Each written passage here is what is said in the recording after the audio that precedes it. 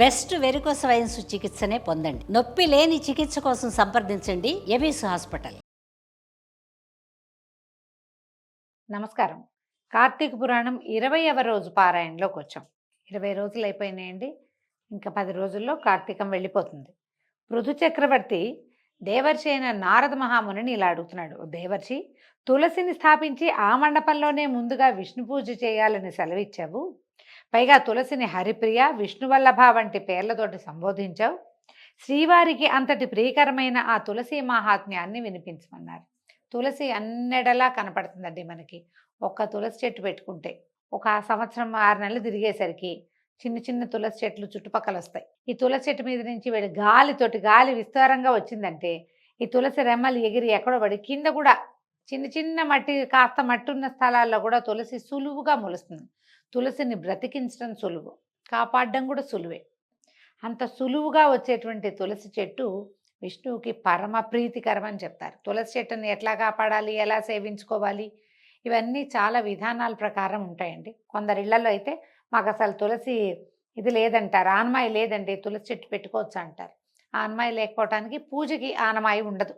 నేను కూడా మాకు తులసి పూజ లేదండి. పురాణ సందర్భంలోనే ఈ మాట చెప్తున్నా. తులసి తోటి పూజిస్తాం మేము. తులసికి పూజ చేసే విధానం నా చిన్నతనంలో తెలియదు. నేను బాగా పెద్దదాన్ని అయ్యాక అనంతరమే తెలుసుకున్నా. తులసికి చక్కగా పూజ చేస్తే అప్పుడు సినిమాల్లో చూసేవాళ్ళం. ఏమిటో కొంతమంది చేసుకుంటారు అనుకునేవాళ్ళము. తులసిని పూజించడం వల్ల మనకి ప్రధానంగా వనగూడే ప్రయోజనం ఏంటంటే, ఒక ఎక్కువ ఆరా కలిగి ఉంటుంది, జీవశక్తి ఎక్కువగా కలిగి ఉంటుంది తులసి చెట్టు. ఈ చెట్టుని రోజు ముట్టుకోవటం వల్ల శుభ్రం చేయటానికి తులసి వనాన్ని లోపలికి వెళ్ళాలి, దాని చుట్టూత ప్రదక్షిణ చేయాలి, నీరు పోసేటప్పుడు తాకుతాము, ఇట్లా ముట్టుకుంటాము.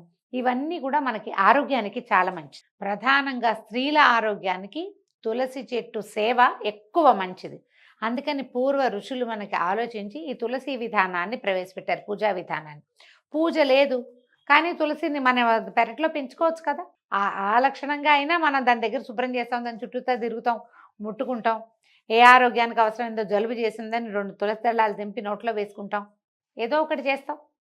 ఆనమాయి లేకపోయినా తులసి చెట్లు పెంచుకోవచ్చండి. మనం పరమ పవిత్రగా భావించేటువంటి తులసమ్మ తల్లి గురించి ఇప్పుడు చెప్తున్నారు కథ. నారదుడు చెప్తున్నాడు, శ్రద్ధగా వినురాజా. పూర్వం ఒకసారి ఇంద్రుడు సమస్త దేవత అప్సర సమేతుడై శివదర్శనార్థం కైలాసానికి వెళ్ళాడట. ఆయన చుట్టూతా మొత్తం నవగ్రహాలు, తర్వాత అప్సరోగణము అంతా మందిమాగదులతో సహా వెళ్ళాడు. వెళ్ళేసరికి ఆ సమయానికి పరమేశ్వరుడు భేతాళ రూపిగా ఉన్నాడట. అయితే భీత మహాదంశ నేత్రాలతోటి మృత్యుభయంకరంగా ఉన్న ఆ స్వరూపంలో ఉన్న ఆయన్ని శివుడుగా గుర్తించలేక ఈశ్వరుడు ఎక్కడున్నాడు, ఏం చేస్తున్నాడు అని ఆయననే ప్రశ్నించాడట ఇంద్రుడు. కానీ ఆ పురుషోత్తముడు జవాబు ఇయ్యలేదు. ఆయన మంచి రౌద్రంతో ఉన్నాడు. నేను శిక్షిస్తున్నాను, ఎవడు రక్షిస్తాడో చూస్తానని ఏం చేశాడట ఇతను, ఇంద్రుడు వజ్రాయుధంతో అతని కంఠసీమ మీద కొట్టాడు, మెడ మీద కొట్టాడట. మెడ కొట్టాడు. కొట్టేసరికల్లా మెడ నల్లబడింది. అక్కడి నుంచి ఏమైంది, ఈ వజ్రాయుధం మాత్రం బూడిదైపోయింది. ఆ ఊరికే గుచ్చుకుని నల్లబడింది తప్పిస్తే అంతకంటే ఏం అవ్వలేదు. వజ్రాయుధం బూడిదైపోయేసరికల్లా అక్కడి నుంచి ఈయన దగ్గరికి వెళ్ళి కొట్టాడు కదా. ఈ కొట్టిన సమయంలో ఆ భీషణ మూర్తి నుంచి ఇలా మంటల్లాగా వచ్చేసినట్టు ఒక తేజస్సు బయటకు వస్తుంది.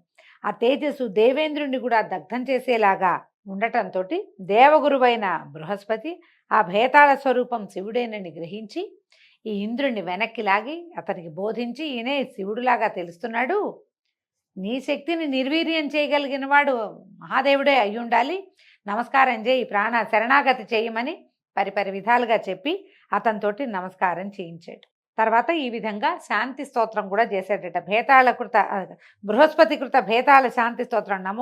నమోదేవాదిదేవాయ త్ర్యంబకాయ కపర్ధినే త్రిపురఘ్నాయ శర్వాయ నమోంధక నిశూనవే విరూపాయాదిరూపాయ బ్రహ్మరూపాయ శంభవే యజ్ఞ విధ్వంసకర్త్రే వై యజ్ఞానాం ఫలదాయినే కాలాంతకాలకాలాయ కాలభోగిధరాయ చ నమో బ్రహ్మ శిరోహంత్రే బ్రహ్మణ్యాయ నమో నమః అని ఇలాంటి అద్భుతమైన శ్లోకాలతోటి బృహస్పతి ఆ భేతాళ స్వరూపంలో ఉన్న మహాదేవుణ్ణి అనేక విధాలుగా స్తుతించాడు. ఈ విధంగా ప్రార్థించడంతో ఆ మహాభేతాళ స్వరూపంలోంచి సాధారణ శివస్వరూపంలోకి వచ్చినటువంటి పరమేశ్వరుడు లోకనాశకమైన తన త్రినేత్రాగ్నిని ఉపసంహరించేందుకు నిశ్చయించి బృహస్పతి, నా కోపం నుంచి ఇంద్రుణ్ణి నువ్వు బ్రతికించినందుకు కాదును, ఇక నుంచి నువ్వు జీవ అనే పేరుతోటి ప్రఖ్యాతి పొందుతావు. నీ స్తోత్రం నన్ను ముగ్ధుణ్ణి చేసింది, ఏదైనా వరం కోరుకోమన్నాడు. అంటే అప్పుడు ఆ మాట మీద బృహస్పతి అన్నాడట, పరమేశ్వర, నీకు నిజంగా సంతోషం కలిగితే మళ్ళీ అడుగుతున్నాను, స్తోత్రాల్లో కూడా మమ్మల్ని రక్షించని అడిగాను, ఇప్పుడు కూడా త్రిదివేశుని త్రిలోకాలని కూడా నీ మూడో కంటి మంట నుంచి రక్షించు. ఎందుకంటే ఆయన కోపం వచ్చేసరికి ఆ కంట్లో నుంచి మంట వచ్చేస్తుంది. నీ పాలాగ్ని జ్వాలల్ని శాంతింపజెయ్యి, ఇదే నా కోరిక మహాదేవ అని అనేక విధాలుగా ప్రార్థించేసరికి పరమేశ్వరుడు సంతోషించి, వాచస్పతి, నా మూడో కంటి నుంచి వెలువరించిన అగ్ని వెనక్కి తీసుకోదగింది కాదని తెలుసుకో. అయినా నీ ప్రార్థనని మన్నించి ఈ అగ్ని లోకదహనం చేయకుండా ఉండేందుకు గాను సముద్రంలోకి చిమ్మేస్తున్నాను. అంటే ఎప్పుడైతే ఇంద్రుడు ఈయన్ని దెబ్బ కొట్టాడో ఆయన త్రినేత్రం తెరుచుకుంది. నేత్రంలో నుంచి ఒక మంట, అగ్ని జ్వాల బయటకు వచ్చింది. బృహస్పతి అనేక విధాలుగా స్తుతించి స్వామి అయ్యవారిని ప్రసన్నం చేసుకుంటే ఆ బయటికి వచ్చిన మంట ఇంకా ఎక్కడికి వెళ్ళాలి, అలా జ్వాల వెలువడుతోందనమాట. ఆయన కన్ను మూసి, మూడవ కన్ను త్రినేత్రాన్ని మూసేసి ఈ అగ్ని జ్వాలని సముద్రంలోకి నెట్టేశాడట. నెట్టేస్తే అలాగే చేశాడు. చేసేసరికి ఆ అగ్ని గంగాసాగర సంగమాన పడి బాలక రూపాన్ని ధరించింది. సముద్రంలో పడితే ఏమయ్యేదో నదీ సాగర సంగమంలో పడేసరికి సంగమంలో ప్రాణులు పుడతాయి కదా, మనకు కూడా అంతే, సంగమం వల్లే సంగంతో ప్రాణులు పుడతాయి. ఈ నదీ సాగర సంగమం అంటే స్త్రీ పురుష సంగమం లాంటిదే అది. ఆ సంగమంలో ఎప్పుడైతే ఈ అగ్ని జ్వాల వెళ్ళి పడిందో అదొక బాలక రూపాన్ని ధరించిందట. పుడుతూనే ఏడ్చిందట. ఎట్లాంటి ఏడుపు అంటే అది ఆ రోదన ధ్వనికి స్వర్గాది సత్యలోక పర్యంతము, స్వర్గంతో పాటు సత్యలోకం దాకా అంటే బ్రహ్మదేవ లోకం దాకా కూడా చెవుడు వచ్చేసింది, చెవులు దిబ్బళ్ళేసేసినట్టు ఆ ఏడుపు శబ్దానికి. ఆ రోదన ధ్వని విన్న బ్రహ్మ పరుగు పరుగున సముద్రుడి దగ్గరికి వచ్చి ఈ అద్భుత శిశువు ఎవరి పుత్రుడని సముద్రుడిని అడిగేసరికి సముద్రుడు ఆయనకి నమస్కరించి, గంగా సంగమంలో జన్మించాడు కనుక ఇతను నా కుమారుడే, మరి వీడికి జాతకర్మాది సంస్కారాలు చేయమని కోరాడట. మా సంగమంలో పుట్టాడు కాబట్టి, పైనుంచి వచ్చినా కూడా మన వల్ల జన్మించాడు కాబట్టి వీడు మా పుత్రుడేనని సముద్రుడు ఒప్పుకున్నాడు. ఒప్పుకుని వీడి జాతకర్మలు చేయమంటే ఈ పిల్లవాడు చంటివాడు, అది పుట్టిన పిల్లవాడట. బ్రహ్మదేవుడు గడ్డాన్ని పట్టుకుని ఊగటం మొదలుపెట్టాడట. గడ్డం పట్టేసుకున్నాడు గట్టిగా. కొంతమంది చంటి పిల్లలు చూడండి, వేళ్ళు పట్టుకుంటారు, వదిలిపెట్టరు, అప్పుడప్పుడు కనపడుతుంది రేర్గా. ఈ పిల్లవాడు మహాబలశాలి అవ్వటం, తను రుద్రాంశ సంభూతుడు అవ్వటం వల్ల అలాంటి తీవ్రమైన ధోరణి ఉందన్నమాట వాడికి. ఆ పట్టుకుని ఊగుతుండే సర్కల్ బ్రహ్మదేవుడికి కళ్ళ నీళ్ళ పర్యంతం ఎంత గడ్డం పట్టుకుని వెంట్రుకలు పట్టుకుని లాగితే నొప్పెట్టదు. ఆ ఒకసారి బాధ కలిగి ఆయన కంట్లో ఇంచి ఒక చుక్క నీరు వచ్చిందట. విధాతనట, ఓ సముద్రుడా, నా కళ్ళ నుంచి రాలి చెందిన నీటిని ధరించిన వాడుగా వీడు జలంధరుడు అనే పేరుతోటి విఖ్యాతుడవుతాడు. కంటి నీటిని, బ్రహ్మదేవుడి కంటి నీరు వాడి మీద పడింది, ఆ పిల్లవాడి మీద, అందుచేత జలంధరుడు అనే పేరుని పెట్టాడట. సకల విద్యావేత్త, వీరుడు అయి శివునిచే తప్ప ఇతరులకు వధించరాని వాడవుతాడు అని దీవించి పట్టాభిషిక్తుని చేశాడు.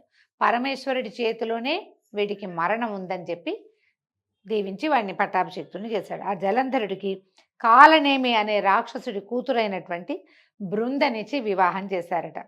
రూపవయోబల విలాసుడైన జలంధరుడు బృందను భార్యగా స్వీకరించి దానవాచారుడైన శుక్రుని సహాయంతో సముద్రం నుంచి భూమిని ఆక్రమించి స్వర్గంలాగా పరిపాలించడం మొదలుపెట్టాడు. రుద్రాంశ సంభూతుడు అవటం వల్ల పరమ బలశాలిగా తయారయ్యాడు.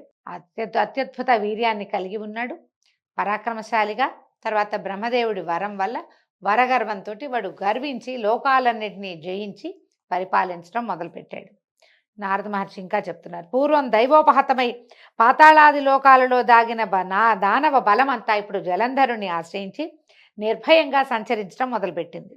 ఆ జలంధరుడు ఒకనాడు శిరోవిహీనుడైన రాహువును చూసి వీడికి తలలేదేమిటి అని ప్రశ్నించిన మీదట శుక్రుడు గతంలో జరిగిన క్షీరసాగర మథనము, అమృతపు పంపకము, ఆ సందర్భంగా విష్ణువతని తల తెగవేయటము ఇత్యాదిగా గల ఇతిహాసం అంతా చెప్పాడు.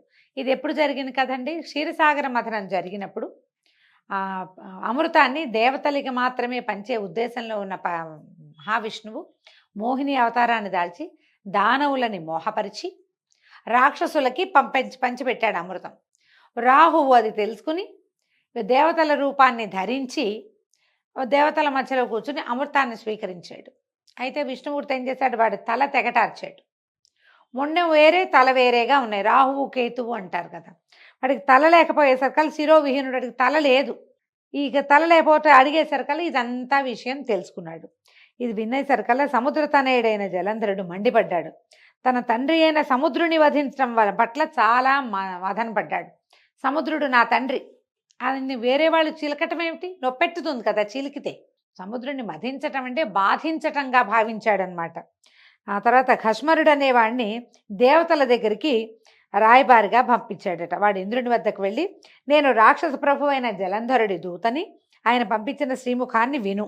ఇంద్ర, నా తండ్రి అయిన సముద్రుని పర్వతంతో మధించి అపహరించిన రత్నాలన్నింటినీ వెంటనే నాకు అప్పచెప్పు. సముద్రంలో నుంచి ఎన్ని వచ్చినాయండి? లక్ష్మీదేవి వచ్చింది, చంద్రుడు వచ్చాడు, ఓషధులు వచ్చాయి, ఐరావతం వచ్చింది, కల్పవృక్షం, కామధేనువు, తర్వాత ఎన్నో అప్సరసలు ఎంతోమంది, వజ్రాలు, రత్నాలు, మణులు, కౌస్తుభాలు, లెక్కలేదు ఎన్నొచ్చినాయో, శంఖాలు గవ్వలతో సహా మదనంలోంచి పుట్టినవే. మా తండ్రిని మతించటం వల్ల వచ్చినవన్నీ కూడా మా తండ్రిలోంచి వచ్చాయి కాబట్టి అది మా ఆస్తి, మాది మాకు అప్పచెప్పి తీరాలి నువ్వని ఒక శ్రీముఖాన్ని పంపించాడు. చెప్పేసరికల్లా ఈ అమరేంద్రుడు అన్నాడు, ఓ రాక్షస దూత, గతంలో నాకు భయపడిన లోకకంటకాలైన పర్వతాలని, నా శత్రువులైన రాక్షసుల్ని ఆ సముద్రుడు తన గర్భంలో దాచుకున్నాడు. అందువలనే సముద్ర మథనం చేయవలసి వచ్చింది. ఇప్పటి మీ రాజులాగానే గతంలో శంఖుడనే సముద్రనందనుడు కూడా అహంకారంతో ప్రవర్తించి నా తమ్ముడైన ఉపేంద్రుని చేత వధింపబడ్డాడు. కాబట్టి సముద్ర మథన కారణాన్ని దైవతగణ తిరస్కృతికి లభించబోయే ఫలితాన్ని కూడా మీ నాయకుడికి విన్నవించుకో అని చెప్పాడు. భస్మరుడు జలంధరుడి దగ్గరికి వెళ్ళి మగుడు చెప్పిన ఈ దేవేంద్రుడు చెప్పిన విషయాలన్నీ చెప్పేశాడు. ఆయన కేకలేశాడు, తిట్టాడు, దురుసుగా ప్రవర్తించాడు, దిక్కుని చోట చెప్పుకోమన్నాడు. మరి వాక్యాలు అలాంటివే కదా ఇంచుమించుగా, అవన్నీ చెప్పాడు. చెప్పేసరికల్లా మండిపడిపోయేటట జలంధరుడు. మరుక్షణమే స్వర్గం మీద సమరం ప్రకటించాడు. శుంభ నిశుంభాది సైన్యాధిపతులతో సహా దేవతల మీదకి దండెత్తాడు. ఉభయ సైన్యాల వారు ముసల పరిఖ బాణ గదాది ఆయుధాలతో పరస్పరము ప్రహరించుకున్నారు. వాళ్ళ దగ్గర ఉన్న అన్ని ఆయుధాలతోటి చచ్చేలా కొట్టుకున్నారు. రథగజ తురగాదిక శవాలతోటి రక్త ప్రవాహాలతోనూ రణరంగం నిండిపోయింది.